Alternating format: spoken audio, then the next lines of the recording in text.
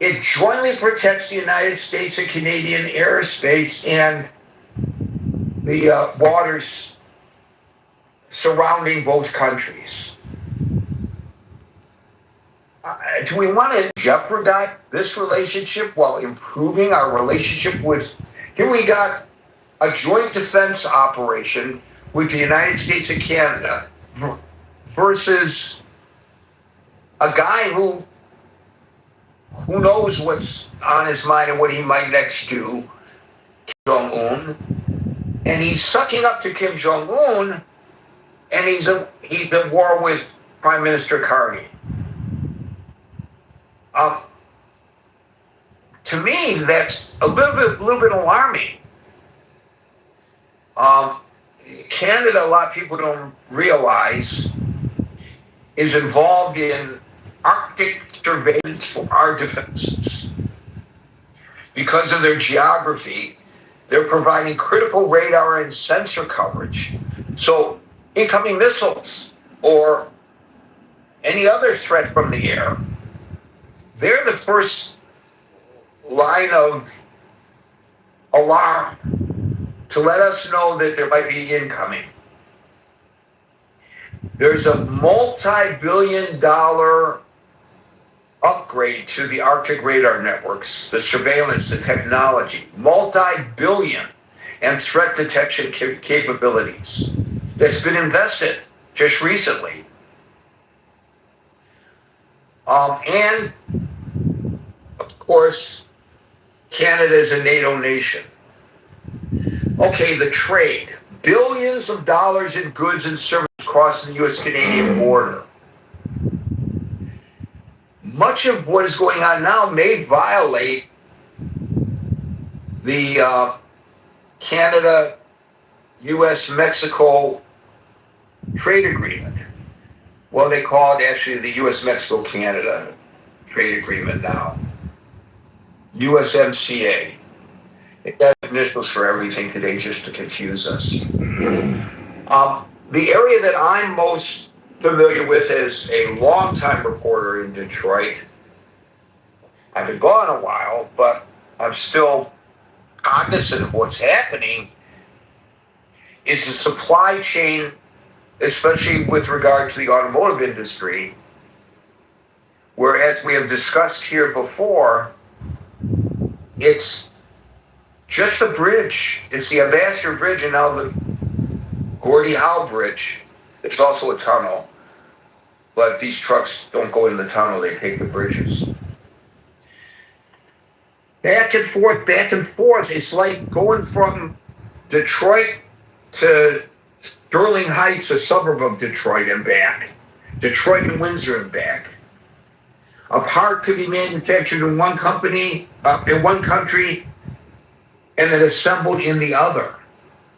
It's a seamless process between the two countries. It is an economic ecosystem that exists in the region. Especially, as I said, when it comes to the automotive industry. The supply chains are fully cross-border and mutually reliant. So, why?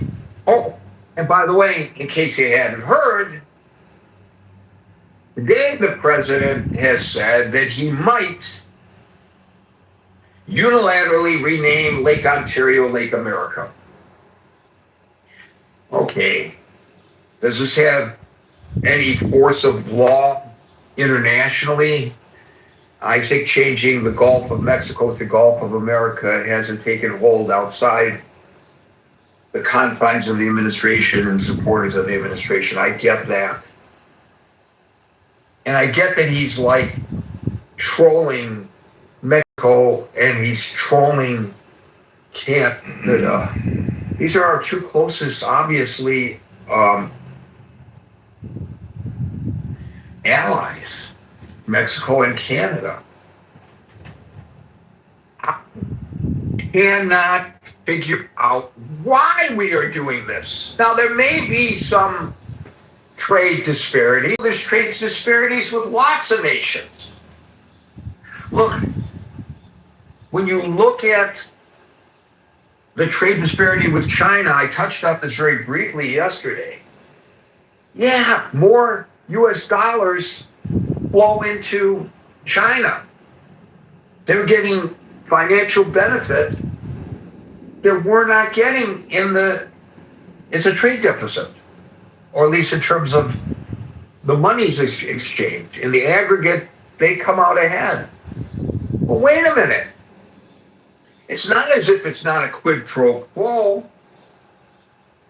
We get goods that we order from Amazon at a fraction of the price of what it would have cost to purchase if they were manufactured in the United States. Now, I know we want to improve manufacturing in the United States, but I'm just suggesting that you're getting what you're paying for. That's why so many US dollars are going into China, because the American consumer wants inexpensive goods. And the inexpensive goods are coming from China. So it's not like there isn't a benefit. You're paying something, but you're getting something in return. Is it absolutely equal? I don't know. I haven't studied it between the United States and Canada. Might there be room for adjustments? Maybe so. But the rhetoric claiming that Canada is terrible is beyond my area of comprehension, based on my understanding of the traditional relationship. Is there a reason for this? Is this really about Canada? One of the things that this president has done is that he's created almost on a daily basis another crisis. And is there a reason? Perhaps. I'm not a conspiracy theorist, but I'm just wondering, is there some logical explanation? Is he trying to divert attention from something else by raising these issues that weren't there before? At least seemingly they weren't there before. Or, I mean, some people say that he's losing it or lost it. Maybe that's the answer. I don't know. But if you look at this from a logical standpoint, well, there is no logic to this. Well, let me rephrase that. Gary sees no logic in it. There may very well be logic in it that I don't see, and that's why I asked today, why is Trump picking a fight with Canada? I'm going to start calling people in the order in which I see them on the stage. We could use a few more people on stage in queue, by the way, and I will start with Alan if he's available, followed by Scott. Yes, sir. Fortunately, these days I'm available. Part of the problem is Trump or whatever Right, the and system for those chooses. who are uninitiated, Alan runs a small business, and if he's busy, he's dealing with customers, retail. Well, If he's not busy, he has to talk to us. So either way, it's a good thing. If he has time to talk to us, he gets to contribute. If he doesn't, he's making money. So unfortunately today, he's not making money, but fortunately today he has opportunity to speak on the mic. no, it's not that I didn't make any money. I made earlier. I had a couple of good sales, but that was it. That's the rest of the day. But guess what, Gary? After 26 years, you're not gonna say anything in 6 days. In 6 days, I'm off the hook. Finally, somebody was crazy enough about this place. So all it is, it's a legal issue. Finish them off. Wow. And then I'm gonna bug you from the corner of my living room, just like 90% of the people on the chat room. Anyway, But you touched the exact same thing. It was crossing my mind for a long time. This kind of stuff is the distraction. When you come to look at it, I mean, Mexican, they don't have no beef with us. Canada don't have. They are just a neighbor, and I guess the good neighborly things is out of the market and nobody cares no more. So, and I think it's mostly the distraction. He throw this thing out to convert the attention from one end to another end, and then bring it back when you pay attention to this, and then they throw something else. It's, I guess, it's a common game in politics. Other than that, I don't see any reason. Every Canadian I talk to, they are very good people. They more or less they have the same situation as us.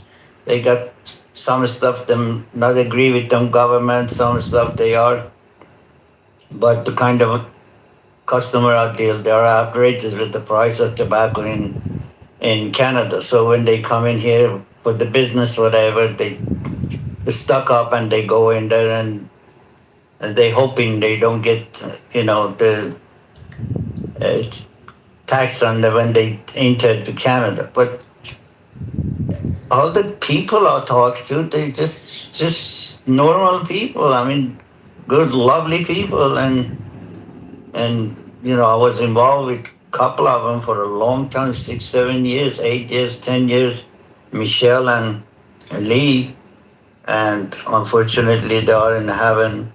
Couple of days ago was Michelle's birthday when it popped in the Facebook. It breaks my heart every year, and I don't know why he's coming out of this stuff. I have no idea. Just like in everything else, I was shocked for 2, 3 months after he called ceasefire between when the Iran regime was falling apart because they all got caught with the pants down. The So question though, yeah, the question though, Yeah, we go one at a Donald time here, Trump- buddy. You have to wait your turn. We'll get to you though. Don't worry. you Go know, ahead, Alan. why Donald pick up a fight with Canada? Why? Yeah, we go one at a time that's here. what we're asking that we're quite a- question. If you have the answer, hold on till your turn comes. In this room, operate a little bit different. We talk one at a time. We don't let other people interrupt anyway. But hopefully it's not serious. Hopefully it's not going to be, conflict between the individual Canadian but I talked to Lee's brother. He's very mad at Trump for many variety of reasons, and that's how it is. So I. To be honest with you, I don't have an answer why the heck he does that. Maybe Mr. Amir knows, maybe Scott, or maybe Mr. The last gentleman was trying to do anyway. Back to you, sir. Hope all is stay well. So for And- those who don't know, he's been referring to a couple people from Canada, and one who's deceased, Michelle. But you talk about how Lee's brother in Canada is upset with Trump.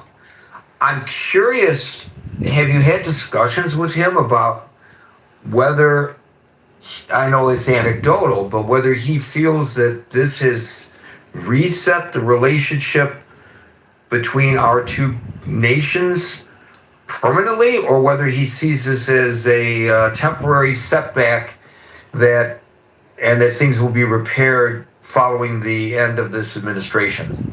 No, his feeling is a momentary, because they know president it doesn't last forever in United States. They know in the 4 years he's gonna go away, but for the time being, yes, 2 years. 2 years. 2 years. A little over Yeah, 2 2 years.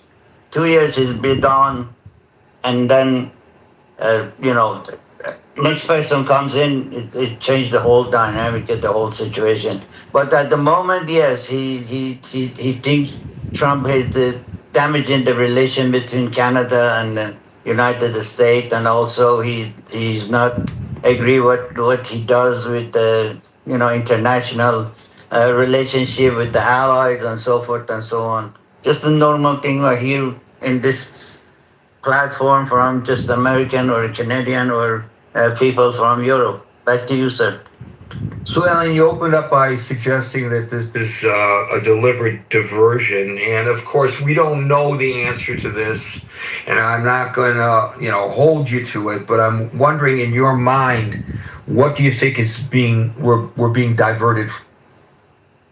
Well, right now it's basically derived from the situation in Middle East and the Strait of Hormuz and Iran and so forth and so on. Because right now the world is there are a lot of ship paying tremendous amount of money.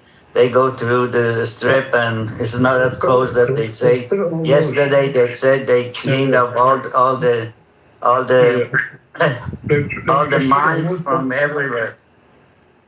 They cleaned all the mines from the strait, and they are ready. Any boat or anything that goes in there, they shoot them if they wants to re-put the mine under the water again. So there are a lot of things he wants to. And then the midterm comes, he probably throw the stuff out, see what the reaction is, the public is, and then what kind of outcome it will come. It's a combination of a whole bunch of things. It's the situation we live today. That's it. We have to keep our mind busy with all this stuff and do what they do best, and at the end we come out a loser, just like every time it's happened. The price we pay. That's the bottom line. Thank you, Alan. Listen, I'm going to mention something since you mentioned the Strait of Hormuz. I do not want to change the topic of the room, but I just want to bring people up to date on something that's very interesting that happened today, and then we'll get back to the topic of Canada. So please do not respond to this comment. I'm just trying to inform people. Today, Oman and Iran announced that they've reached some kind of a tentative agreement to reopen the Strait of Hormuz. And that agreement would include the removal of the mines. Today, the President of the United States announced that the United States Navy has removed all the mines from the Strait of Hormuz. So there we go with another contradiction from there. And it could very well be that you're right, Alan, that this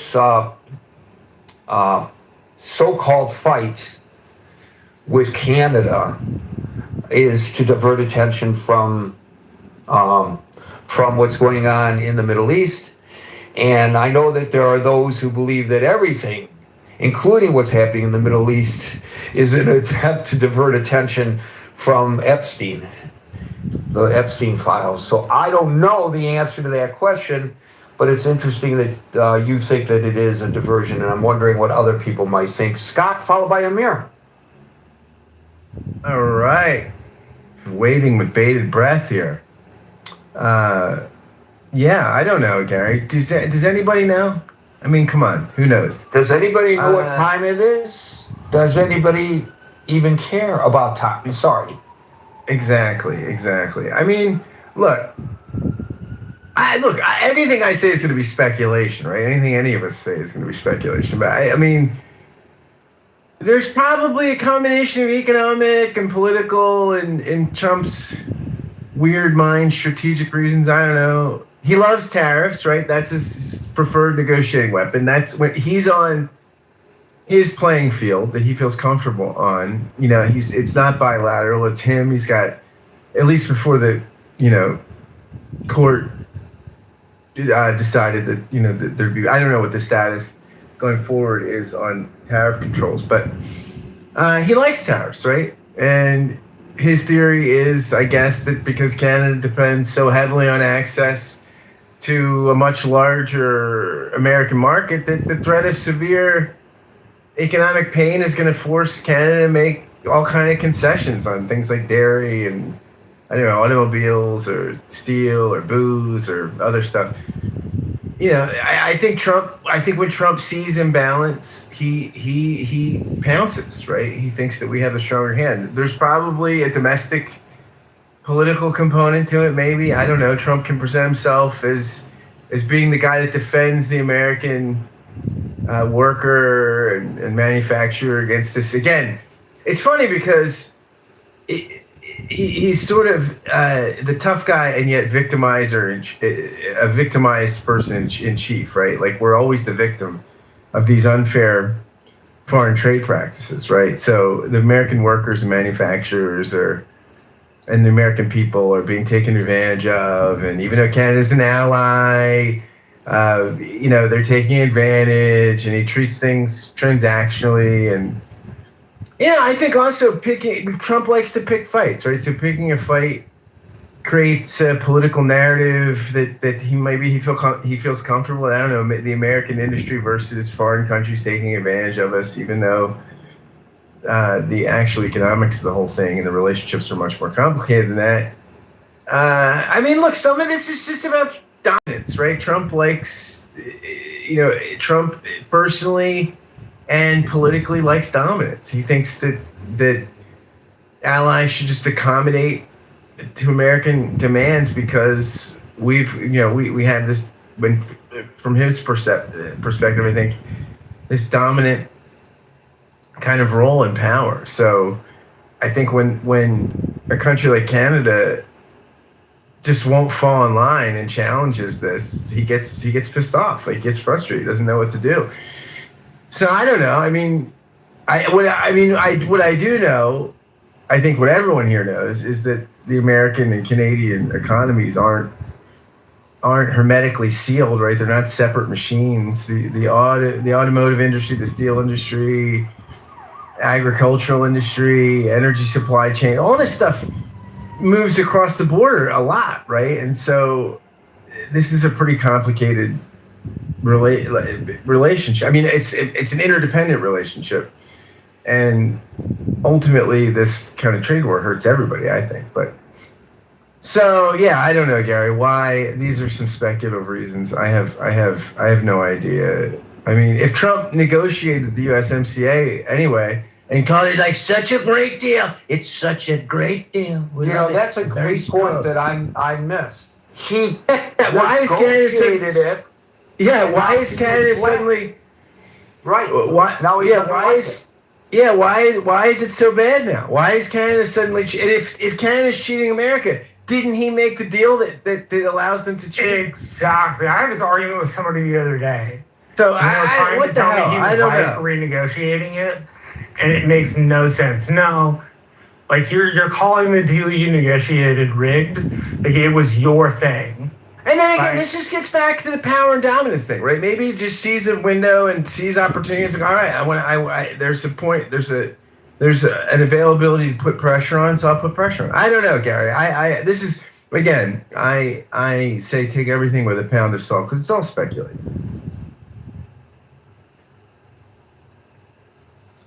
Or it's, like you say, a diversion. I don't know. Or it could be like he just likes a fight, to have a fight.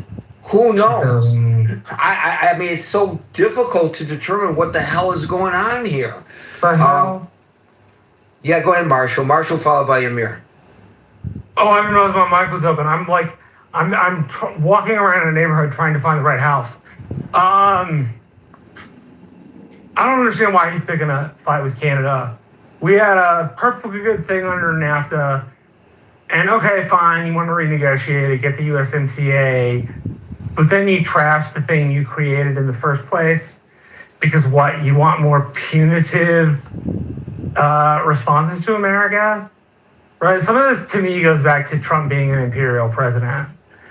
He wants our allies to treat us like vassal states of old wood. At least that's the impression I get. I get the impression he would much prefer a client state to vassal state relationship versus what we actually have, which is two allies working together for combined harmony. Right? And I have no idea why he views it the way he views it. As my little brother has said to me more than once, the person who came up with these sanctions, with these tariffs, was economically illiterate. Donald Trump at his heart is not a Republican. He's a 1980s New York-style progressive business Democrat and thinks protectionism is the way to go and so is far more willing to flirt with protection and imperialism than I think past presidents have been. Even though Bush waged 2 wars, Bush was not an imperial president. But Donald Trump certainly is an imperial president. And I think he views our relationships with people in a client-vassal relationship. I have no idea why, but that's the impression I get. I'd like to hear some people, and I don't know whether this is something you feel comfortable talking about, addressing the issue that I raised about NORAD. It would seem to, and the comparison that I made to how he appears to be sucking up to a guy who has announced that he's our enemy and has announced that he aspires to fire missiles at the United States, and whether he would or he wouldn't is not the point. That's the relationship we have with North Korea, and we have a defense pact relationship where we rely on one another with Canada, and he's making nice with North Korea, and I'm not saying detente is a bad thing, but he's antagonistic toward Canada. I'm sorry, it's not logical, Captain Kirk, and nobody ever blamed Trump for being logical. That's true. And as people say, we knew what we were buying. Some people may have buyer's remorse, but it's not as if he hid who he was. We had 4 years by which to assess him, not just his policies, but his character. And then we came back after he was defeated, and we then elected him again. Sometimes you elect people who are unknown quantities, and you're speculating based on how they present themselves, how good a job they're going to do. Not the case with Donald Trump. So, you get what you buy. You get what you pay for, as they say. Yeah, we get what we deserve in America and not what we need. I've heard that also said. I know that when Ed Koch, mayor of New York, was defeated by Dinkins, he made the comment, you get what you deserve in an election. That was his point of view as well. Thank you, Marshall. Kind of a little bit of sour grapes, but, it may be true. Amir followed by Tiger. Hey, Gary. I promise not to divert away from the topic. I know, it's tempting, isn't it? Preparing to me when you mentioned that. I'm not a conspiracy theorist, but I sort of follow what you said. I think you made a point to Epstein files. I definitely think this whole thing, since January 26th that Epstein files were released, I think it was January 26th, and then after that, in February 26th, we had the first attack on Iran, and since then there has been many sort of instances of Trump, his continuous storms in a teacup here and there, which I think for the majority of the time, we should not take any notice of it. I've said that before. It just allows him to divert attention from Epstein files and also perhaps from even the personal gains that he had, which was reported by Wall Street Journal in I don't remember when it was, but it was to do with his was it WLF cryptocurrency, which apparently he made $6 billion or whatever. So that kind of conflict of interest and related party stuff, obviously, if you can move away from that by creating these little storms in a teacup, then you're doing quite well. And if you can ultimately blame the security aspect, if you can change the narrative, to give a security reason for the loss in midterm, that would be a phenomenal thing to do, I mean, that's brilliant. It sort of completely whitewashes everything else, and the Epstein files and the conflict of interest and all the rest of it. And it also is a good news for the Republican Party, I think, to some extent, because it kind of changes the narrative to the war in Iran, rather than we chose someone who's a questionable character. So yes, I mean, if they can sell this narrative on the midterm, I think that would be quite a coup. I mean, they're obviously going to lose anyway, but it's quite important to be able to change that narrative. I mean, that's all I really wanted to say. You prompted me, and you said that easy diverting attention, and I definitely think it is. And there's been many occasions of it. I mean, obviously, there is a serious aspect to the war in Iran, and that's the nuclear stuff. That is one exception to everything else that I think is just that we shouldn't take any notice of. It's just diverting attention. Anyway, that's my view. I hope that we entered into this war because we are really concerned about that, and it's not a diversion, because that would be criminal in my mind. Thank you, Amir. The February follows the January. That's the only relation between the two. But yeah, anyway. With regard to Epstein, as I've said often on this stage, and it's probably not the best way of expressing it, but I think it's a descriptive way of expressing it without quite crossing the line. I want to know the names of the men who dropped their pants. That's all I want to know. I want to know who they are. I don't care which political party, if they are politicians. We know all that nonsense happened. Nobody is questioning that these women were violated, many of them underage at the time. I don't think anybody's questioning that. What we are questioning is who are the men who participated in that. Obviously, they weren't all engaged in uninvited sexual relations with Epstein and Ghislaine Maxwell.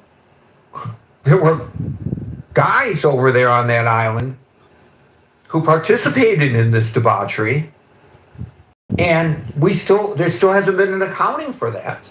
There may never be a criminal accounting, I get that.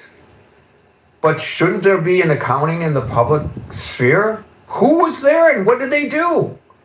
And you can't say that they don't know because they have the video evidence.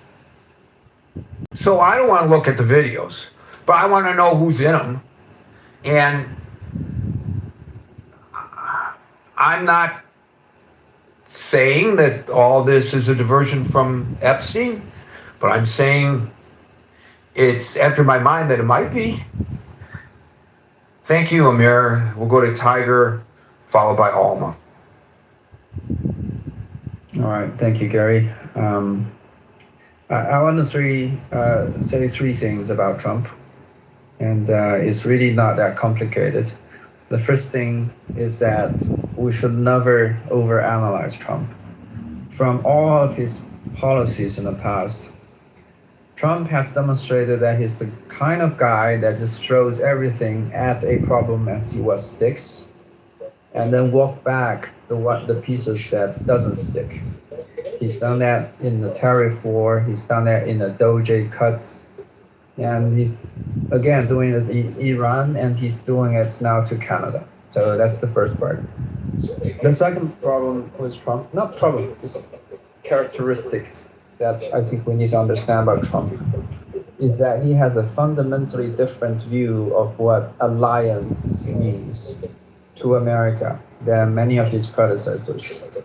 And, in some way he's correct, because I think America used to be the kind of power that enforces a order, and countries who are willing to play along with that order actually gets some kind of benefit from working with America.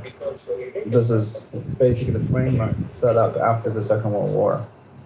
But what Trump has realized today is that that order no longer works, especially not working for American interests in some ways. Because the elephant in the room is that the major adversaries are thriving, despite that they're unwilling to follow the rules dictated by Americans and not willing to participate fully. I mean, they do participate. Like China benefits enormously from the global order today. You could argue China benefits more than Americans do. And this is partially why, from Trump's understanding, this current global order needs to be, if not dismantled, changed to suit America's interests more. And from his rhetoric towards all the allies in NATO, in Europe, especially Northern Europe, and in Asia, right? He blames these countries for not participating in wars against Iran, for example.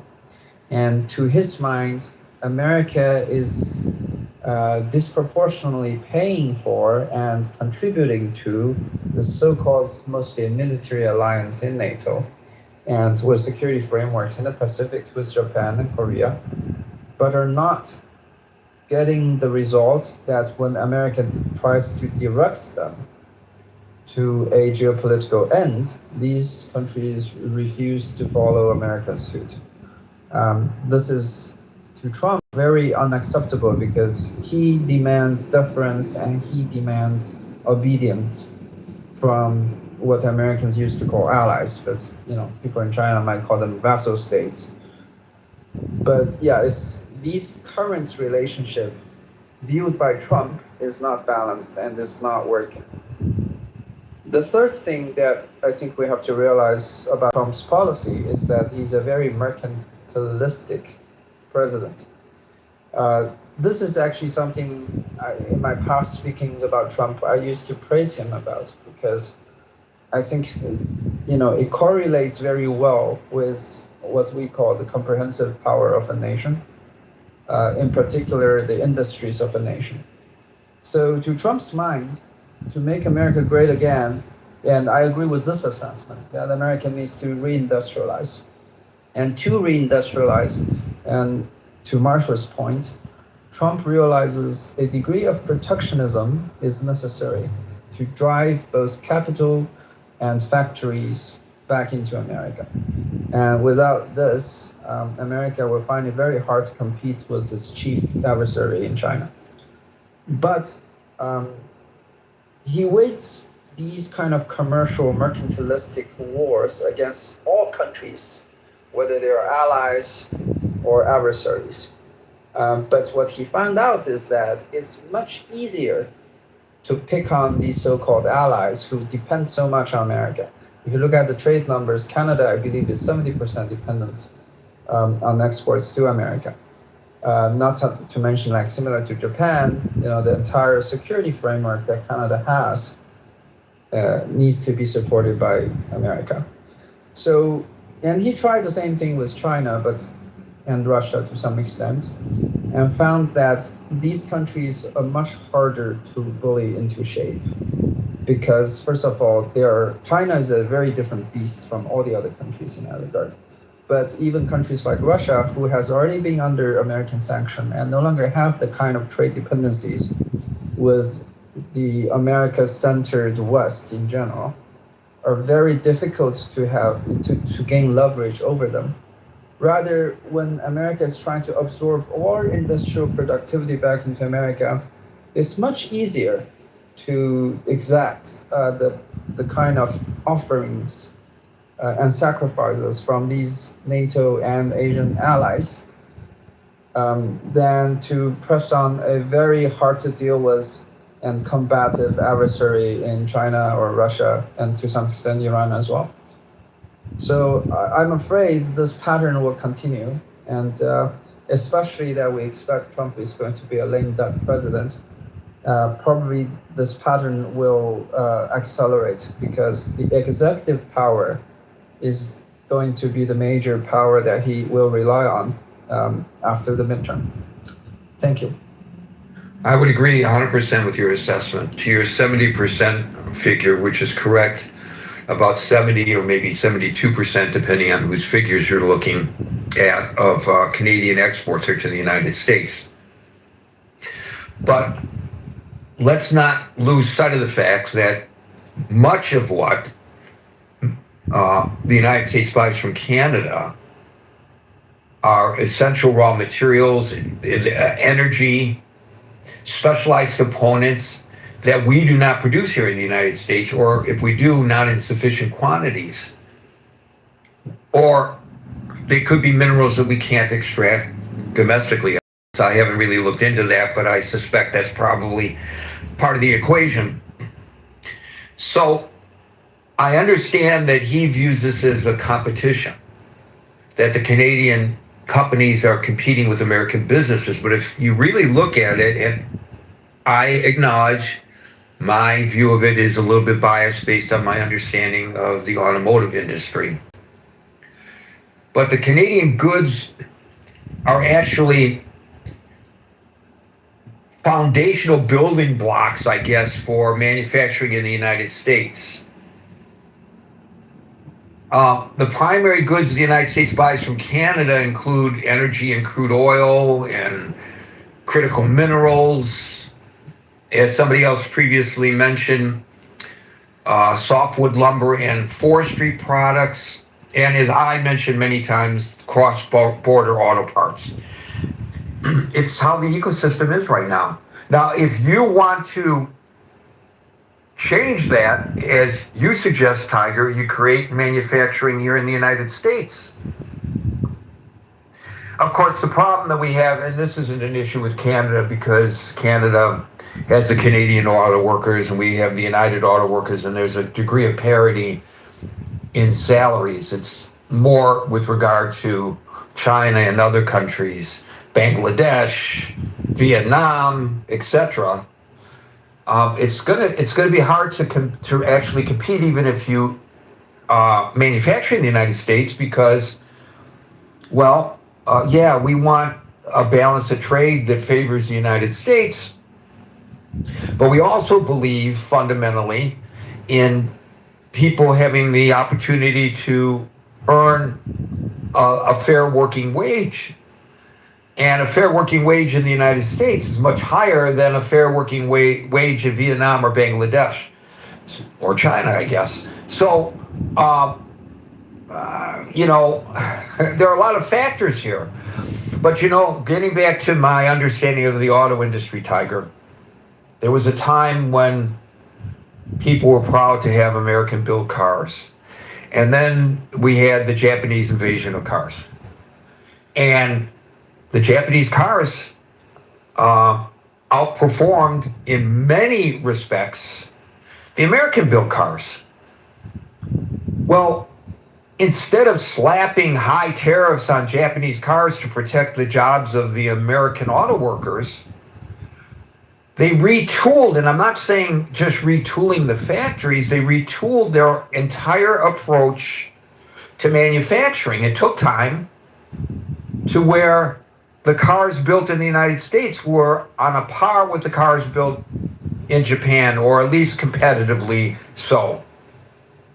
And so, if you believe in the free enterprise system, and you believe in competitiveness in that regard, then if you're concerned about the balance of trade with any country, then in as much as you have the opportunity to, now when it comes to resources, they are what they are, but you improve the way you are doing things in order to make it more attractive to the consumer to buy your goods, right? That's how it's supposed to work. In reality, though, the trade balance, yes, is off.